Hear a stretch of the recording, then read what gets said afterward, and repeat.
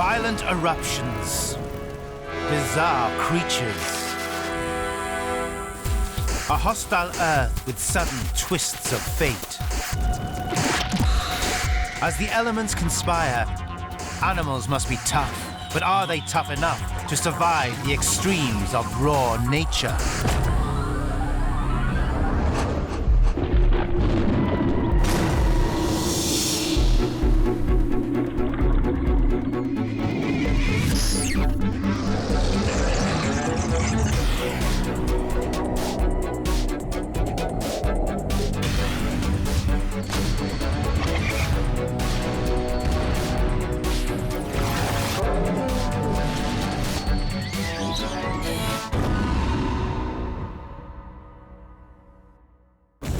Molten lava shoots 50 stories into the air. Rocks the size of buses crash to the ground.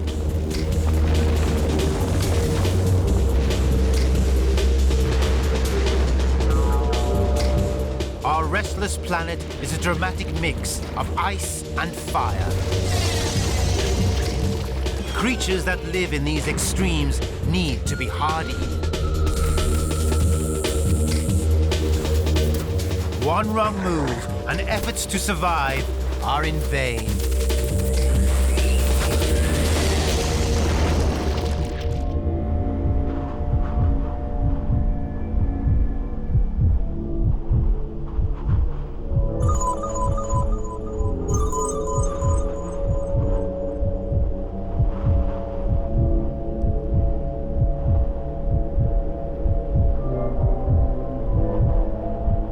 In the heart of Africa, rich vegetation cloaks the mountains.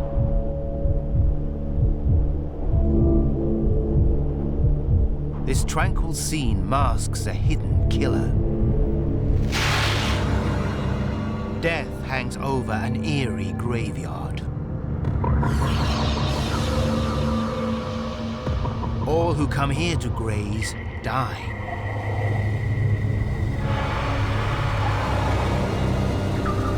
The smell of carcasses is attractive to this Nile monitor.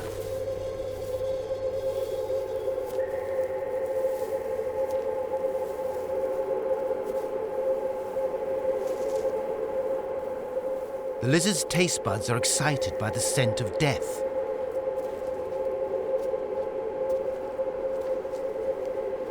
But is it making a lethal mistake? As the scavenger approaches its meal, things quickly turn sour. It gasps for breath as though overcome by an invisible force. What has attacked this lizard? Can it survive the hidden killer? To understand, we must wind back the clock.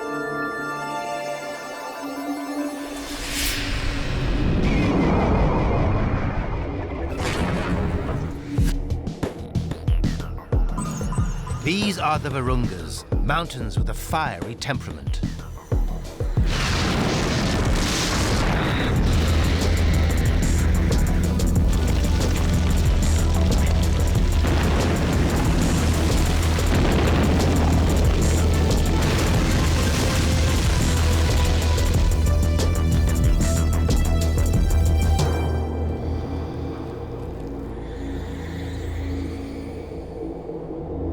Even when calm, these volcanoes can kill.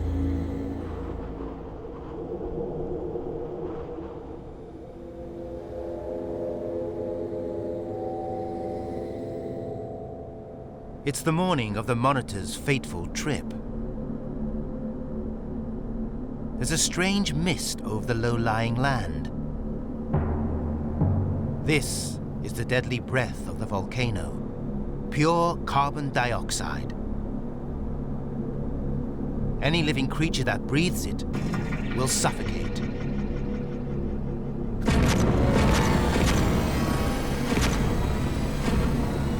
In the cold of the morning, the deadly, odorless gas clings to the ground. The Monitor is driven by hunger. If only it could wait till the sun burns off the terrible mist.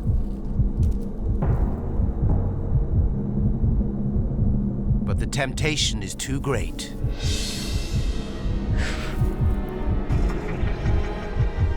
With each breath, its lungs fill with carbon dioxide, making it gasp uncontrollably. Its tongue turns blue as it starts to suffocate.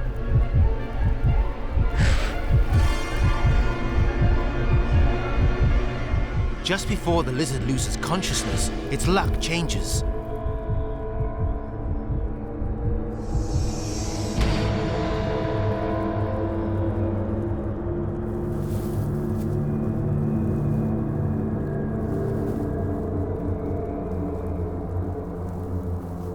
It raises its head above the level of the gas. By pure chance, it escapes the volcano's lethal breath.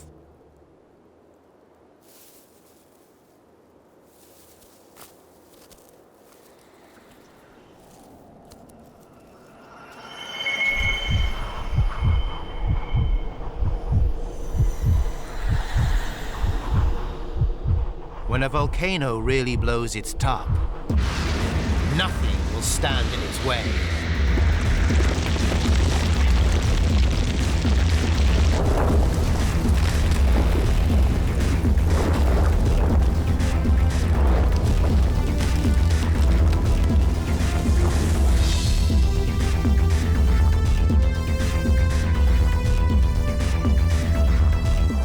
The effect is devastating. But eruptions aren't all destruction. Volcanic ash makes the soil highly fertile, and burnt-out cones provide sanctuary for fleeing animals.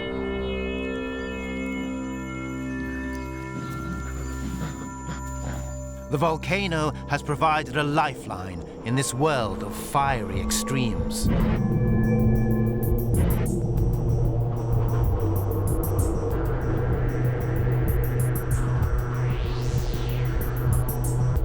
It's not just volcanoes that start fires. Australia's red centre is an inferno waiting to happen.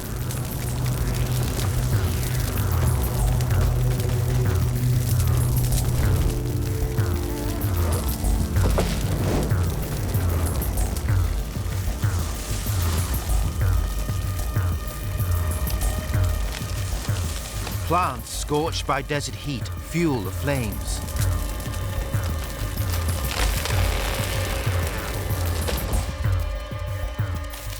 Animals must run or hide.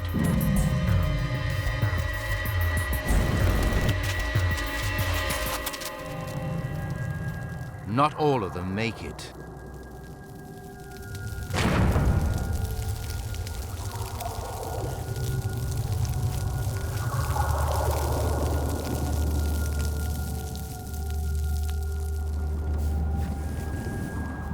So how does anything survive when life can be snuffed out in seconds?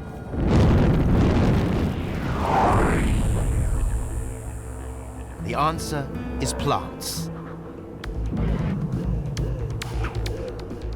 In this place of extremes, the plants must spread their bets.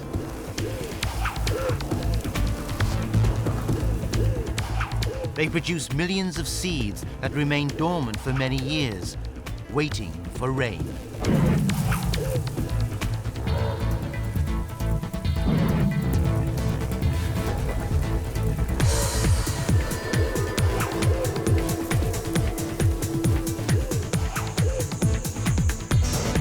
Plants that cling on here need to be tough, and they are. Spinifex is the meanest of all. Its leaves are packed with silica, as sharp as glass. If that doesn't deter predators, it also secretes resin.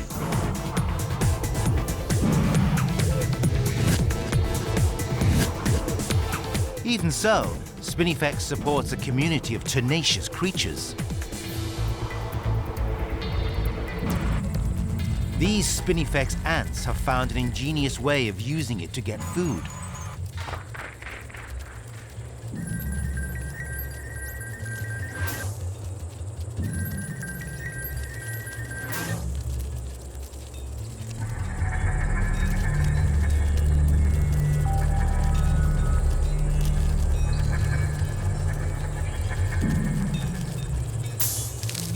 They use the plant's defensive resin as cement to build tubes of sand in which they house lerps.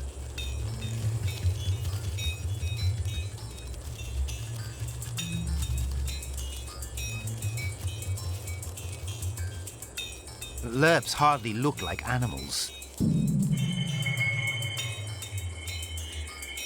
They're actually sap-sucking insects, and the ants store them head to tail in the tubes. The lerps suck the spinifex sap and excrete honeydew, which the ants eat. Without the lerps to tap the plant's potential, the ants simply couldn't survive in this land of extremes.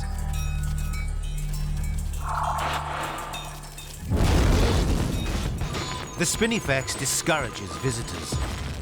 The mulga tree actively encourages them. It produces nectar for mulga ants. In return, they protect the tree from other hungry insects. But these ants don't digest the nectar. They carry it deep into their nests in a bizarre division of labor. The nectar is collected by worker ants, who in turn pass it on to yet more ants, whose abdomens swell until they're too fat to move. They just hang from the ceiling. They've become living honeypots called repletes. Eventually, the repletes regurgitate the nectar to feed the growing ant larvae.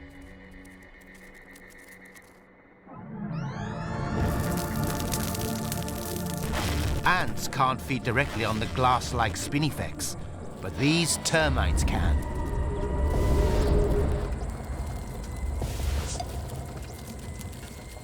Highly specialized microorganisms in their gut digest the tough plant. Yet again, spinifex holds the key to survival.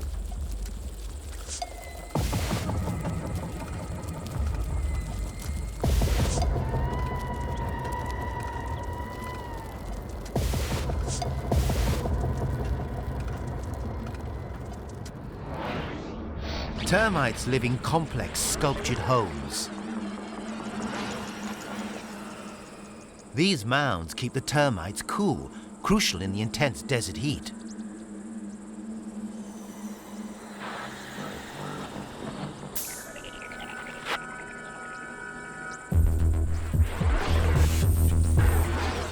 But the mound offers limited protection from the weird-looking echidna, an unusual egg-laying mammal. The tip of the echidna's nose detects tiny electrical signals in an insect's body, so it can home in on termites.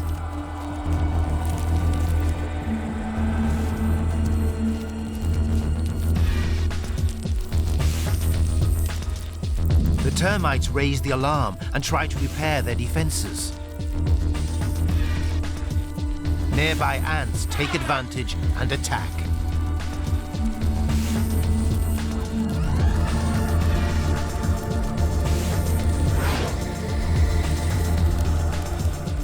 The ants kill the termites with formic acid and stockpile their carcasses. Later, they will use them to feed their young.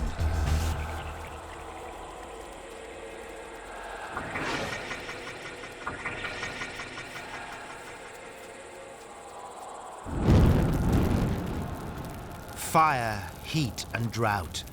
Australia's red centre is unrelenting, but tough plants unlock its potential, supporting insects, echidnas, and thorny devils. Ants feed on spinifex, and thorny devils feed on ants.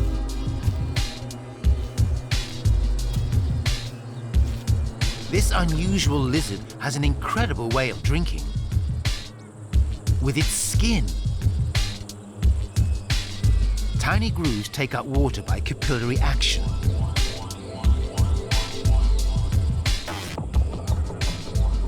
The lizard's gulps move the water along these grooves into its mouth.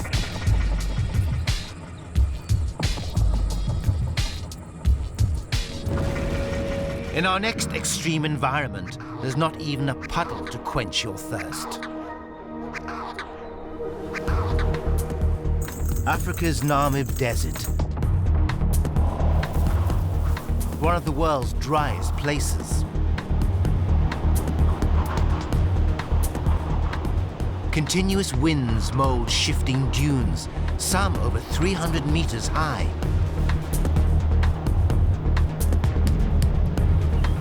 To survive this desert, creatures need to be well designed. They must keep cool and conserve water at all costs. Big animals have a big problem. A large body can get very hot. Fortunately, an oryx's body temperature can reach 45 degrees Celsius before it even begins to pant. If humans get to 43 degrees, they die. It's important the brain doesn't overheat, so a special network in the oryx's nose cools the blood.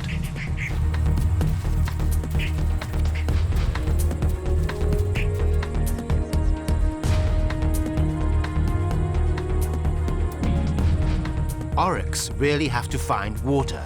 They get most of their moisture from plants. Large hooves stop them sinking into the shifting sands.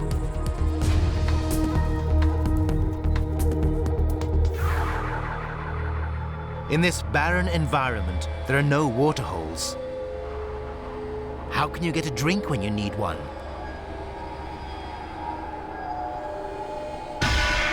This beetle has a cunning answer.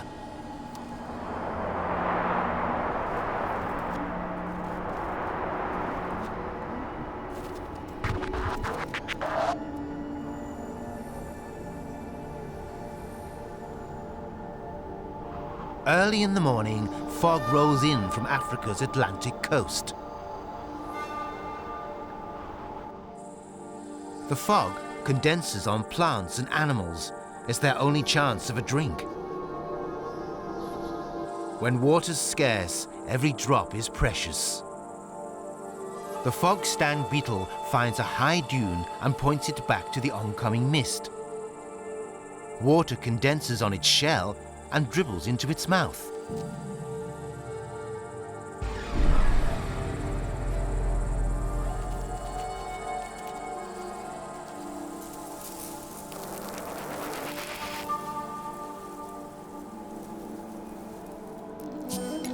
The web-footed gecko also drinks condensed fog from its body.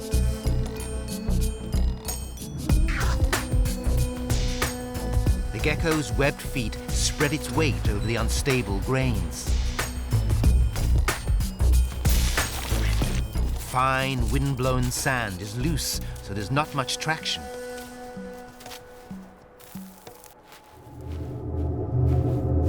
Not only do desert dwellers have to contend with extremes of heat and lack of water, they also face death from below.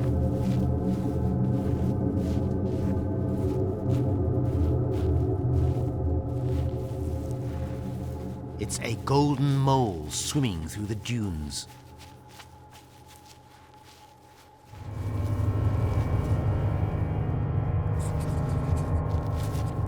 Ripples betray the movements of another sand swimmer, a legless lizard.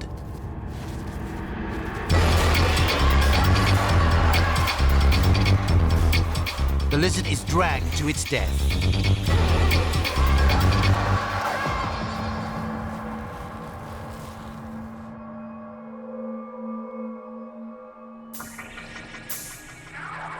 There are other ways of crossing sand. A Namib sidewinder has its own way of coping with the heat.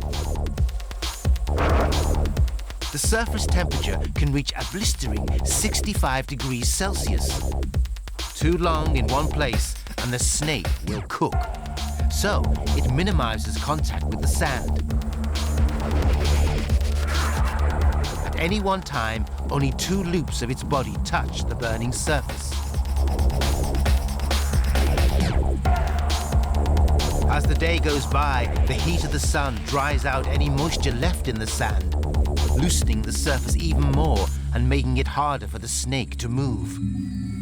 So, the sidewinder stops and buries itself. Only a centimeter below the surface, the temperature can be 10 degrees cooler.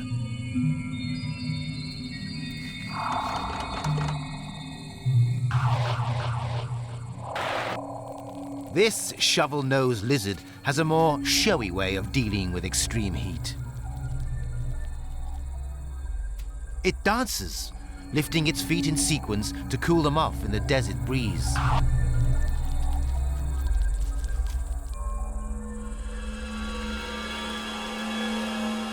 The sidewinder is lying in ambush.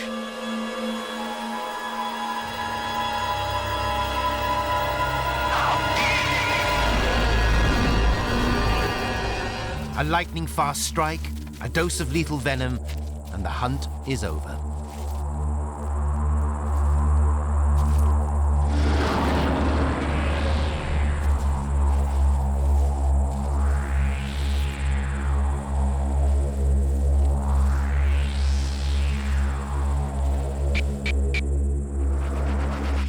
Different snake, different desert, same problem. Like the Namib sidewinder, the sidewinder rattlesnake has evolved an identical way of crossing hot dunes. This is the Mojave, one of North America's most hostile and complex deserts. Temperatures here vary widely. Winters and nights are freezing. Summer days are hot and dry.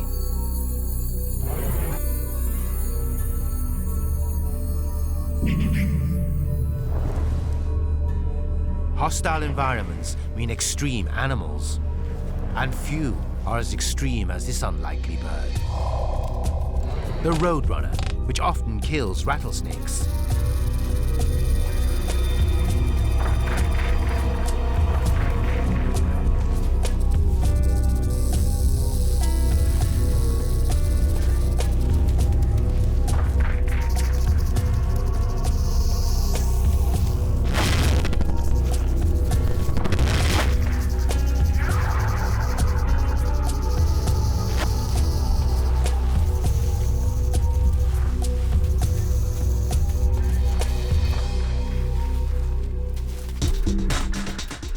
Roadrunners rarely fly, but they can run at up to 27 kilometers per hour.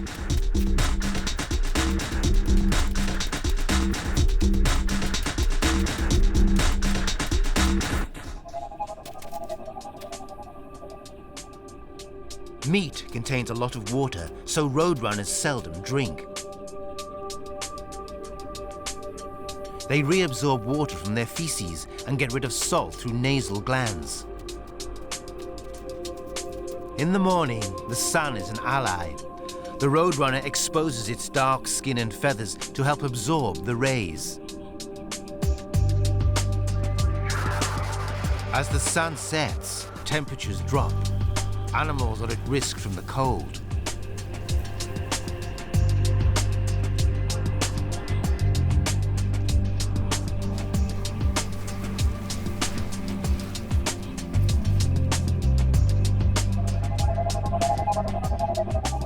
Small creatures use burrows to shelter from the Mojave's extremes. While this kangaroo rat was sleeping, it was actually recycling water. Its breath rehydrates its seed store. It concentrates its urine so it's 5 times stronger than ours. We can only survive for 3 days without water. The snake and the roadrunner have to drink occasionally, but this tough little rodent never does. Kangaroo rats are superbly adapted to the extremes of the Mojave Desert. But our next place has heat, drought, and worse. Salty environments are extremely hostile. Salt makes water undrinkable. But some salty plains can be home to amazing birds. Africa's Lake Bogoria, a desert in the dry season, a salty pool in the wet.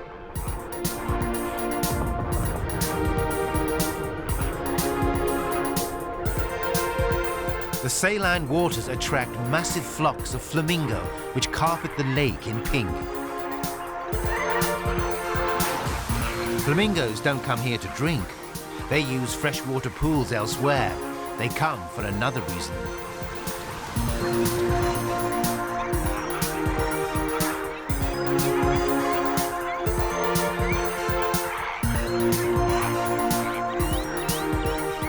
This salty water is full of food. The birds stamp on the bottoms of the shallow lagoons. Their webbed feet stir up shrimp and algae.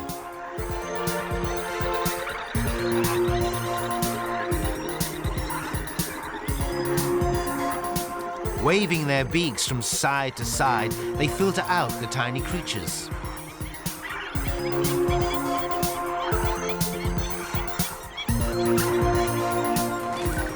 Slowly, the burning heat of the sun evaporates the water from the pan. The lake becomes saltier. What's left is soda crystal mud, a sticky trap for flamingo chicks. The salt builds up, weighing them down like a ball and chain. It's a lingering death. But the flamingos will be back after the rains refill the lake.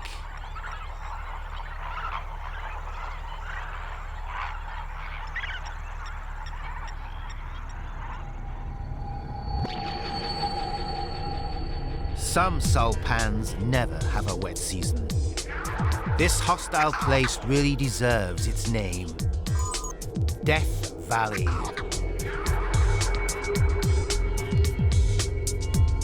Temperatures soar above 50 degrees Celsius in the summer. Rainfall is blocked by the Sierra Nevada mountains to the west. There are less than 5 centimeters of rain each year. It's always hot, dry, and salty.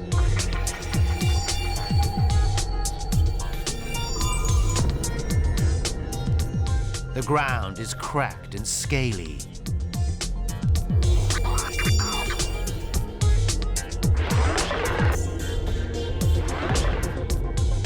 Nothing can survive these salt crusts.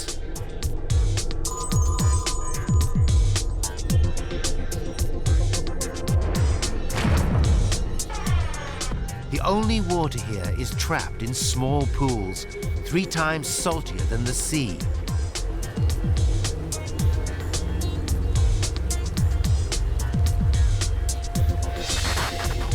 But even here, life has found a way.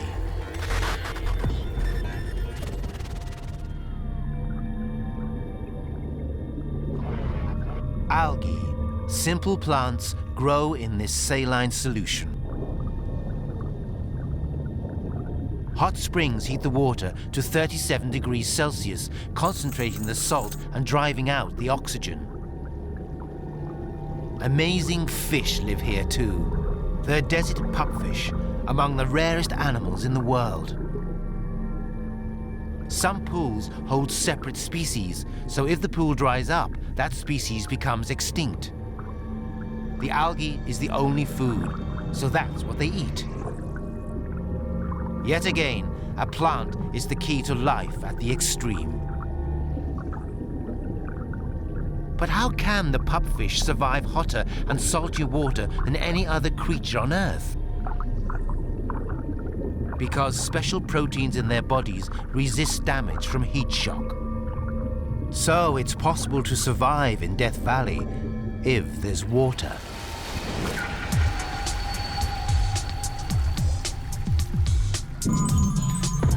But there are places where no amount of water can bring forth life.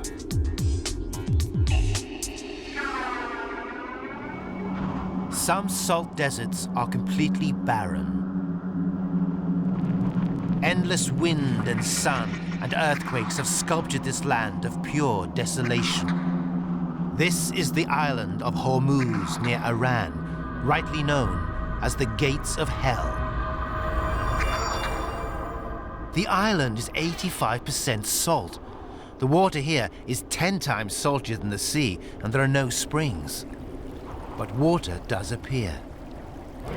How? because at night, the rocks absorb hundreds of liters of water from the humid air. A small amount of fresh water condenses on the rocks, and this trickles down. The water doesn't stay fresh for long. During the day, continual evaporation concentrates the salt.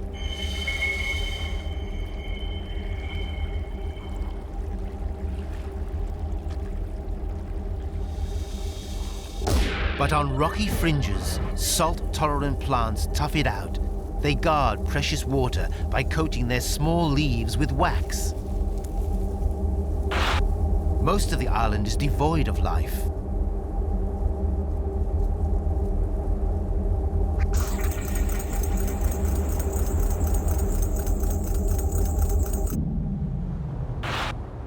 The mineral red ochre turns the shoreline to blood. It looks uninviting, but in fact the seashore is less hostile than the rest of the island. Strange animals survive between the salty sea and the even saltier land. Fiddler crabs sift algae from the mud. They're hunted by this very unusual fish, one that can live on land, the mud skipper.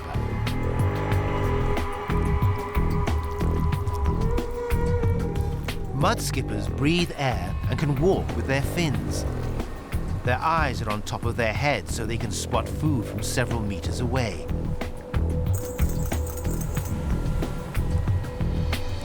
Hormuz Island is so hostile because the salt traps all the water. In other extremes, the water is also trapped, but for a different reason. A blanket of snow covers a white, frozen landscape. Howling winds and freezing sleet tear across snow-swept plains. How can any living thing survive here? Temperatures plummet to minus 50 degrees Celsius, freezing the blood in seconds.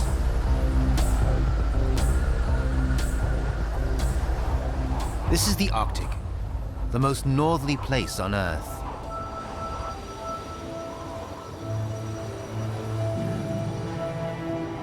A mother polar bear desperately tries to revive her dying cub.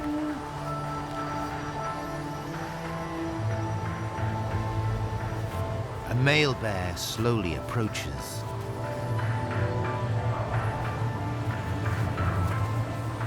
Despite her best efforts, the cub seems still, almost lifeless.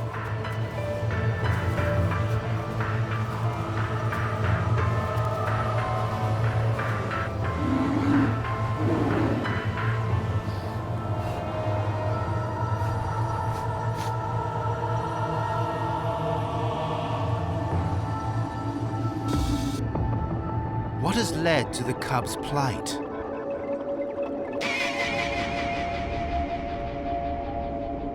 A year earlier, it's early spring. After 4 months of darkness, light has returned to the Arctic.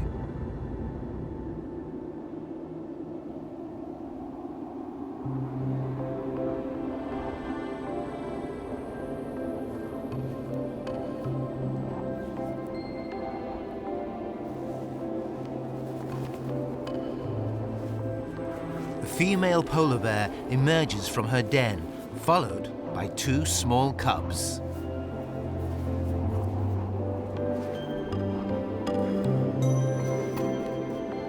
She's sheltered underground since late October and gave birth in December.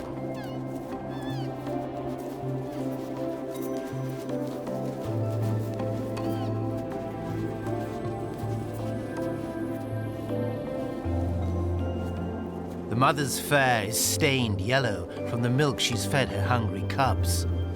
She cleans herself with snow. In this monochrome landscape, being white is the best camouflage.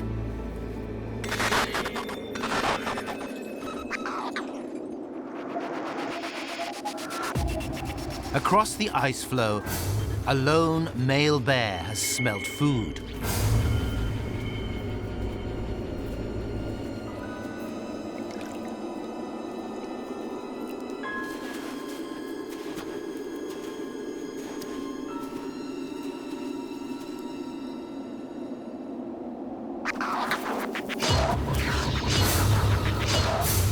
With a body weight of 400 kilos and paws 30 centimeters across, he can smash through the ice to find prey. This ringed seal can only watch. She'd left her pup in a chamber beneath the ice while she looked for food.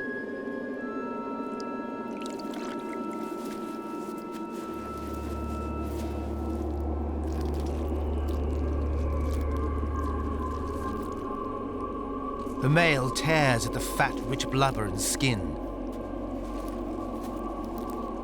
An adult bear usually eats one seal every 7 days.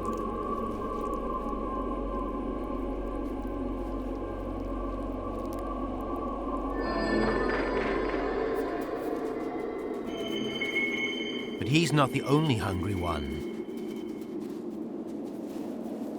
The mother's lost half her body weight during hibernation. She needs to replenish her fat supplies as soon as possible. She's spent 2 weeks near the mouth of the den, acclimatizing her cubs to the bitter cold. Now, they must move on in search of a meal. Polar bears can cover up to 1,000 kilometers a year looking for food.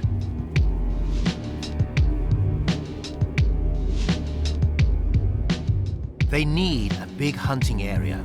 Only 1 in 50 attempted seal kills is successful. The cubs will stay with their mother for another year.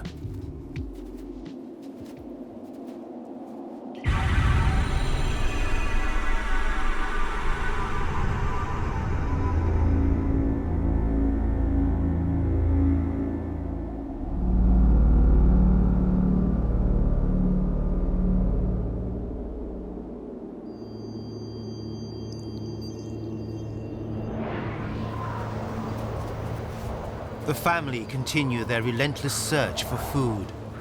The snow squall turns into a raging Arctic storm.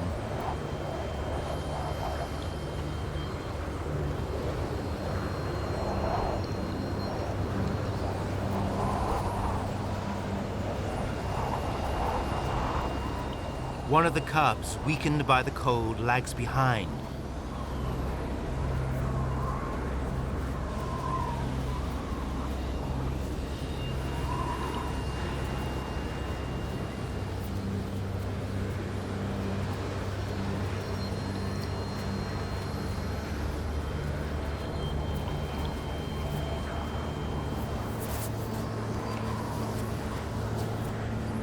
The mother shows the cubs how to burrow into the snow to escape the worst of the blizzard. The bear's thick fur traps body heat against the skin, but the smaller you are, the harder it is to keep warm.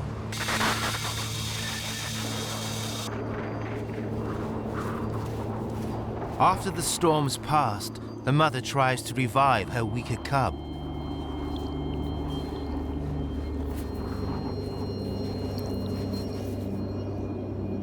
The male is approaching.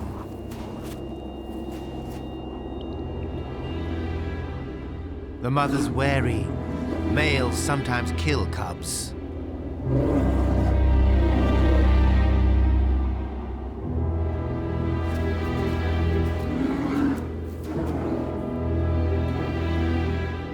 But it's too late. The mother eventually gives up her dead cub. 6 out of 10 polar bear cubs die in their first year, victims of starvation, predation, accidents, or the bitter cold. It may seem cruel, but the male must eat anything he can to survive the bleak conditions. Miss this opportunity, and he could miss out on fathering many more cubs.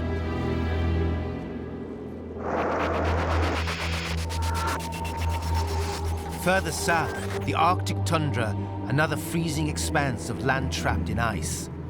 The flickering northern lights punctuate 3 months of wintry darkness. The sun doesn't rise above the horizon until February.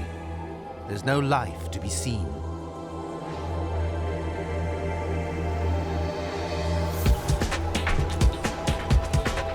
But in springtime, the tundra comes alive.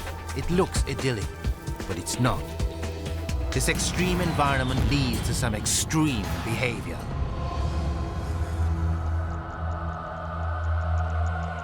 A red-breasted goose has found a nest site. But look at the neighbors.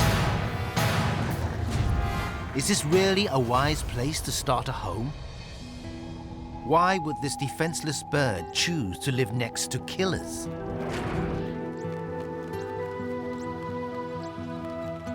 To understand this, we need to understand the fragile balance of life in the tundra. The red-breasted geese arrive looking for mates and a place to lay eggs. But the Arctic is packed with predators, snowy owls, falcons, and Arctic foxes all live here.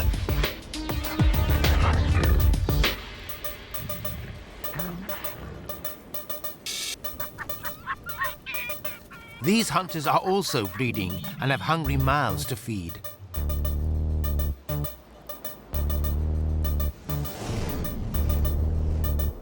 Rather than eat geese, there's an alternative, the Arctic lemming.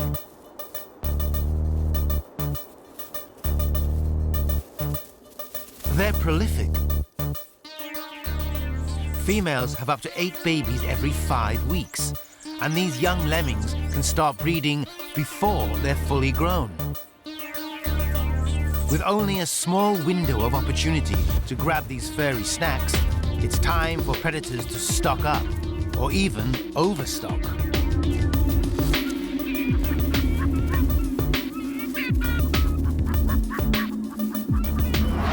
Snowy owls rely on lemming kills. No lemmings means no chicks.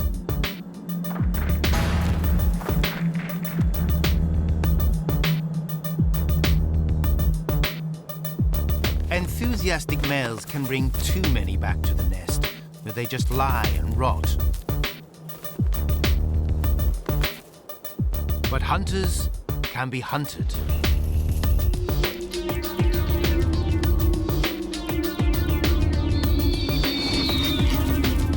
Both owls and falcons are vulnerable to Arctic fox raids. They'll die from any animal bold enough to wander into their nesting area.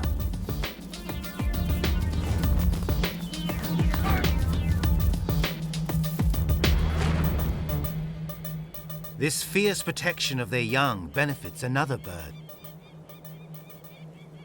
The red-breasted goose. It's also vulnerable to fox attack. So this is why it nests right among killers.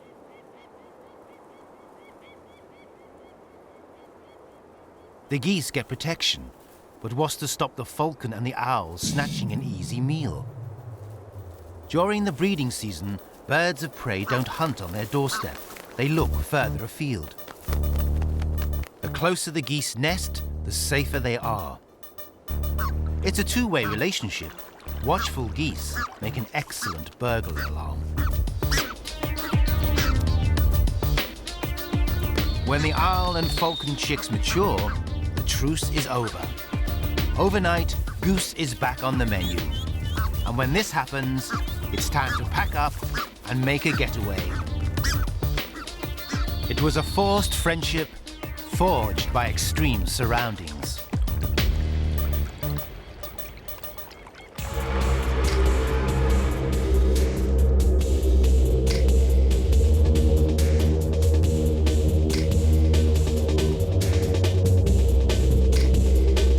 We've seen fire, we've seen ice.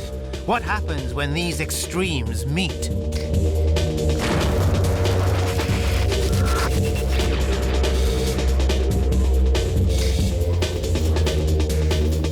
Snow fills a wintry landscape, but things aren't as bleak as they seem. A secret warmth allows creatures to survive despite the cold.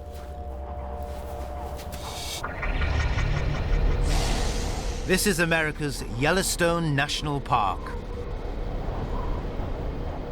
Intense heat from the Earth's molten core causes water to boil beneath the ice.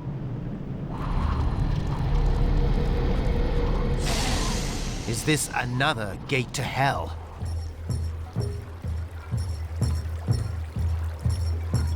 Superheated water rises up through the soft limestone. It's in conditions like this that life began on Earth. This is no place for weaklings. In these pools, only bacteria can survive. Everything else gets boiled alive. Yet, because of its volatile heart, Yellowstone can temper nature's extremes. Ice, studded with bubbling springs, is the winter hangout for Yellowstone otters. These hot pools leave windows so otters can fish all the year round.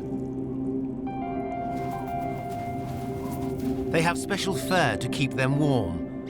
Long outer hairs protect a dense underlayer that traps air for insulation. Halfway across the world, Japan is also in the grip of winter. Japanese cranes gather for their graceful courtship dances. They can fly away to escape cold and find food. But how do Japanese macaques survive here?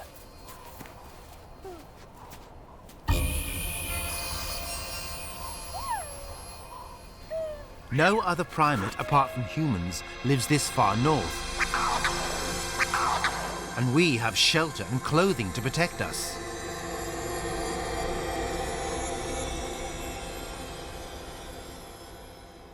These monkeys survive by using natural hot tubs. The temperature is a cozy 40 degrees.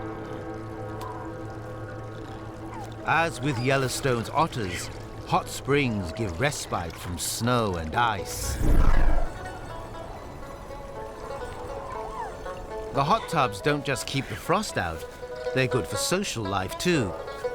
The monkeys can groom and relax at the same time. But what happens when the monkeys get out? Don't they freeze to death? It seems not. Like otters, they have a double layer of fur. The outer layer dries almost immediately because they've absorbed so much heat, and the thick inner layer is coated with oil. So it probably never got wet.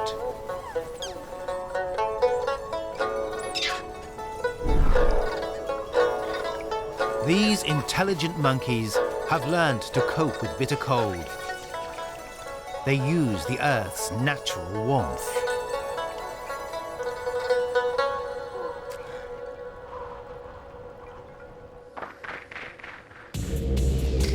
Extreme places demand extreme adaptations. The price for failure is death. Hostile conditions mean a fragile existence. Plants and animals depend on each other for survival. Brutal landscapes make for specialized and bizarre creatures. When it's too salty, too cold, or too hot, raw nature can survive the extremes.